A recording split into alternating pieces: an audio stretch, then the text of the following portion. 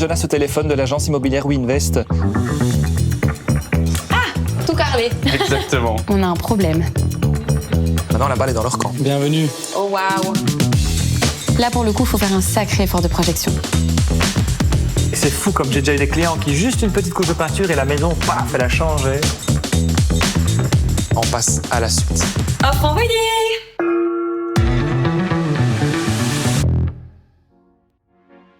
Aujourd'hui, revisite de la maison que j'avais déjà visitée avec Ambroise. Il m'a dit qu'il avait des informations à me donner et ça pourrait être déterminant pour la suite. J'arrive préparé avec tout un dossier et qui sait, peut-être qu'on aura une offre. Donc voilà, j'ai deux nouvelles pour toi. Ouais. Bon, une un petit peu moins bonne, mais une qui sera meilleure, tu vas voir directement. Ok. Donc comme je t'avais expliqué quand on s'est vu la première fois, avec les petites modifications qu'on avait effectuées, enfin que le propriétaire avait fait, on avait espéré un meilleur PEB. Malheureusement, on est aujourd'hui toujours dans du E. Ah. On n'est pas arrivé à aller dans du D, on est vraiment à quelques points du D, mais on n'y est pas encore arrivé. Bon, point noir, c'est que malgré les petites modifications faites par le propriétaire, on n'a pas réussi à avoir un PEBD, ce qui va avoir un impact sur son crédit, sur son taux et donc rogner un petit peu sur son budget. On verra. Donc ce que j'ai fait, c'est que j'ai préparé déjà la simulation donc via Settle pour que tu saches exactement ce que tu peux mettre en place pour arriver au D. Avec le budget exact, tu vas voir, il y a plusieurs tranches de prix, mais ça je vais te montrer ici. Ça te va? Donc Settle est une application de rénovation tout en un, vous permettant de faire trois grands points. Estimer les coûts de rénovation, travailler sur l'impact énergétique, donc au niveau du PEB, et finalement découvrir quelles sont les différentes primes et subventions disponibles et à quel montant le client peut effectivement toucher sur ces primes. On travaille avec divers partenaires dans la construction et des organismes fédérations, donc par exemple MBuild qui est l'ex-confédération des constructeurs en Belgique, tout simplement nous fournissent la data sur les prix des matériaux et de la main-d'œuvre.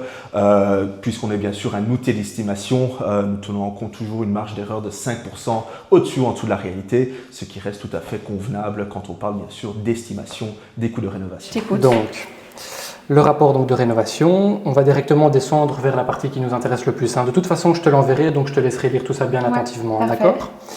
Donc voilà, comme tu vois ici, tu as la situation actuelle avec le PEBE, d'accord? Et ici, avec la rénovation qui a été prévue par la plateforme, tu vois que tu peux arriver à un PEBD pour des frais de rénovation qui s'élèveraient à plus ou moins 7 366 €. Comme promis, Ambroise a préparé un rapport qui permet de budgétiser tous les travaux de rénovation qui sont à faire dans la maison. Finalement, je trouve ça hyper rassurant de voir un budget concret sur lequel je peux me baser parce qu'en fait, j'avais aucune idée de l'ampleur budgétaire que ça pouvait prendre.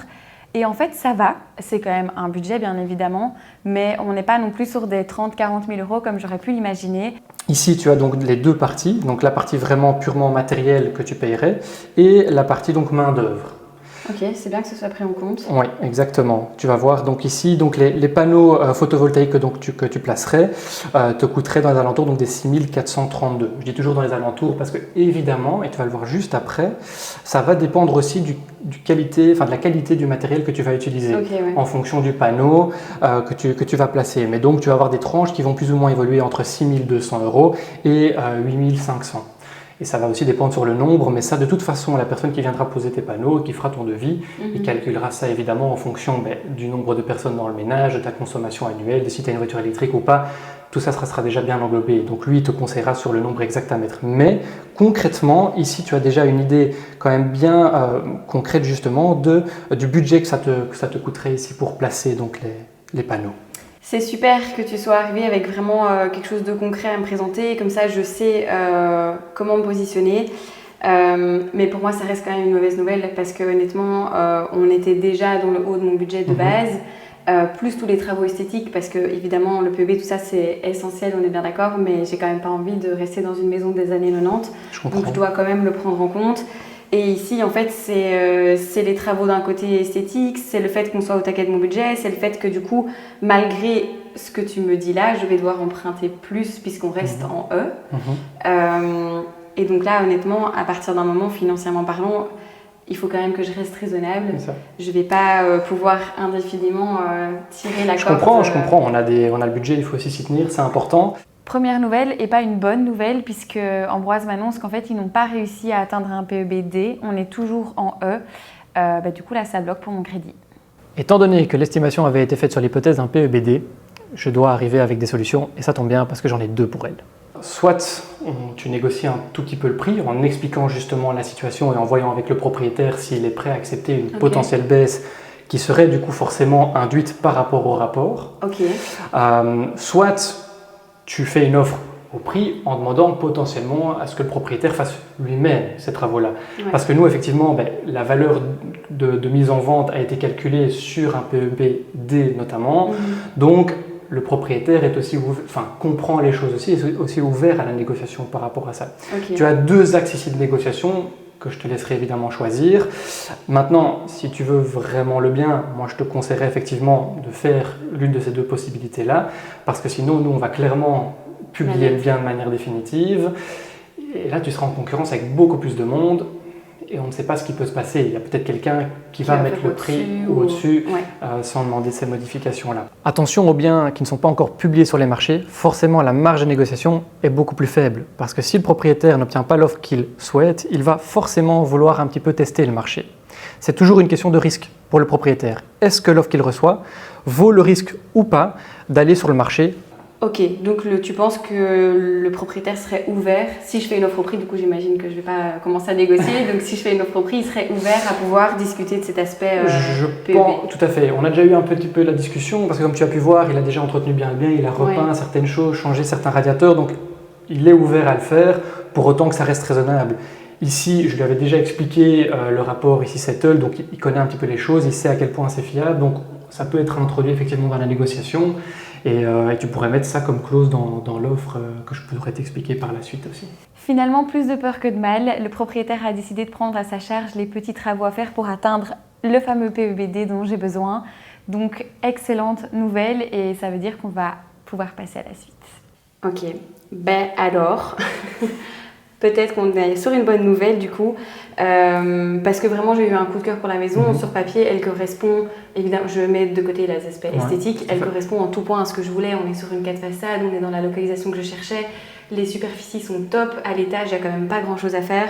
Et j'ai bien conscience, avec les quelques visites que j'ai eu l'occasion de faire avant, que le rapport qualité-prix est vraiment bien. Donc j'ai pas envie de prendre le risque qu'elle soit mise sur le marché. Écoute. Donc si tu me dis que le propriétaire est prêt à discuter. Le propriétaire est prêt à discuter, tu veux la maison, lui forcément il veut vendre, donc je pense que si on fait ça bien, on va trouver un accord tous ensemble. Donc c'est le moment. C'est le moment.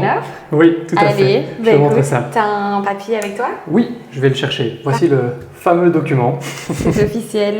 Exactement. Donc tu verras qu'ici au niveau de la première page, donc il est divisé en 2 parties.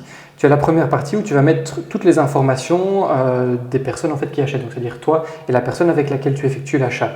À chaque fois, donc monsieur, madame, avec les coordonnées, domicile, téléphone, email, etc. Le notaire que vous avez désigné qui va donc instrumenter votre achat. Ici, tu devras effectivement mettre par l'intermédiaire de moi, donc Ambroise de Gueldre, et mettre mon numéro d'agrégation IPI, ce qui prouve bien que donc, je suis agréé à vendre le bien, que j'ai ma certification. Agent immobilier, c'est un métier protégé. Pour le devenir, il faut passer par un processus de stage et d'examen et obtenir la certification IPI. Quand vous achetez un bien, vérifiez bien que la personne que vous avez en face de vous est agréée IPI. Comme ça, vous bénéficierez de tout le mécanisme de protection et de déontologie sur lequel lui doit se fier.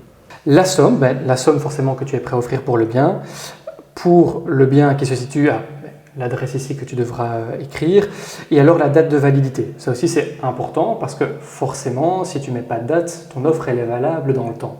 Donc ici, ça te permet de demander à ce que tu aies une réponse au plus tard pour tel jour. Si tu n'as pas de réponse pour ce jour-là, ton offre du coup elle devient nulle et non avouée. Exactement. La date de validité d'une offre est très importante. En général, on conseille 3 ou 4 jours. Il ne faut pas que ça soit trop long pour que l'agent immobilier puisse continuer les visites, mais il ne faut pas que ça soit trop court non plus pour que lui n'ait pas le temps de négocier avec le propriétaire. Il faut bien prendre ça en compte et prendre le juste milieu. Deuxième partie, c'est toutes les clauses, en tout cas les clauses vraiment principales qui devront être respectées par toi ou par le propriétaire dans la suite de la vente. Premièrement, une fois que l'offre sera acceptée et que je t'enverrai ce document contresigné par le propriétaire, tu devras verser donc une garantie de 10% sur notre compte tiers. Cette garantie, elle va permettre de bloquer complètement le bien. D'accord ? C'est aussi une preuve d'engagement de ta part. Et donc ça va permettre aussi de débloquer la rédaction du compromis que nous allons effectuer. D'accord ? Cette garantie est donc sur un compteur, elle est bloquée, on a les mêmes assurances que les notaires, donc on ne peut pas partir à Ibiza avec, hein. C'est tout à fait sécurisé. Me voilà rassurée. Ne t'inquiète pas, la clause dont on discutera par la suite. Hein. Ouais, d'accord. tout à fait. Le vendeur n'est pas responsable donc des vices apparents et des vices cachés pour autant qu'il les ignore. Aujourd'hui, tu as pu visiter le bien, donc tu as pu voir s'il y avait des vices apparents ou pas. Des vices cachés, il en va aussi de notre responsabilité de bien faire un tour de la maison pour être sûr qu'il n'y en ait pas. A priori, ici, ce n'est pas le cas. Donc voilà, tu peux faire ça de manière sereine. L'avant-dernière clause, c'est le fait que tu achètes le bien et uniquement le bien. Si venait à y avoir une dette sur la maison, enfin en tout cas sur le propriétaire qui venait à bloquer la vente, toi tu n'achètes pas ça. Tu achètes uniquement le bien. Et tu verras que dans le compromis, il y a une clause bien plus détaillée qui te permet de te retirer si jamais on venait à avoir un tel problème. Ok. Dernière clause et qui est aujourd'hui quand même la plus importante, c'est la clause par rapport au crédit. Tu auras besoin. La condition suspensive la plus connue est celle de l'obtention d'un crédit. Si jamais le client acheteur n'obtient pas son crédit, il peut se retirer de la vente et donc de son achat sans frais. Donc ici, forcément, tu mets oui, comme quoi tu auras besoin donc du crédit, et tu mets le montant. Cette clause-là, en réalité, elle va commencer à démarrer à partir de la signature du compromis. À partir de la signature du compromis, tu auras donc 30 jours pour nous signifier si oui ou non tu as eu ton crédit. Si c'est non, c'est un petit peu plus dommage, on verra ce qu'on peut faire. Okay. Si c'est oui, ok, fine, on va vers la signature de l'acte et la vente, elle est quasiment faite. Il faut que tu nous notifies. Si tu ne nous notifies pas, ça sera considéré comme étant bon. Donc il ne faut pas oublier de nous notifier. Ça, c'est important. Hein. D'accord ? Parfait. Clause particulière, donc c'est typiquement ici qu'on va mettre par exemple la clause par rapport aux travaux que tu vas demander au propriétaire pour arriver à ce fameux PEB. Le RGPD, simplement, on ne vend pas les données à qui que ce soit, on l'utilise uniquement ici dans le cadre donc, de ton achat. Heureusement. Forcément. Fais-le A, tu signeras, lui est approuvé. Ouais. Ici, c'est la dernière chose importante donc, par rapport à l'offre, c'est que donc l'accord du vendeur engage les parties à signer un compromis de vente devant intervenir au plus tard le.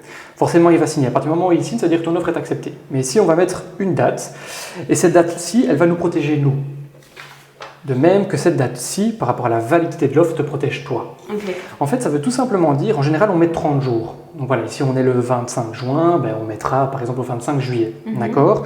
Et en fait, ça nous protège nous dans le sens où, imaginons que tu ne respectes pas tes obligations de maintenant jusqu'à cette date-là, ça nous permettra à nous de nous retirer de l'offre. Okay. Parce que si on ne met pas ça et que dans 2 mois tu n'as toujours pas versé la garantie, qu'on n'a toujours pas signé le compromis, on est lié. Parce qu'une offre est contraignante. Ouais. Idem pour toi par rapport à la validité de l'offre. D'accord ? Okay. Faire une offre, ce n'est pas à prendre à la légère. Une fois qu'elle est signée et contre-signée par la suite par le propriétaire, c'est contraignant et engageant. Il faut donc faire très attention à ce qu'on fait. Une fois qu'elle est remplie, moi je la récupère, je l'envoie au propriétaire et je négocie avec lui. Et quoi qu'il arrive, peu importe sa réponse, tu auras de mes nouvelles et on en discutera en fonction. Ok, ça super. Va ?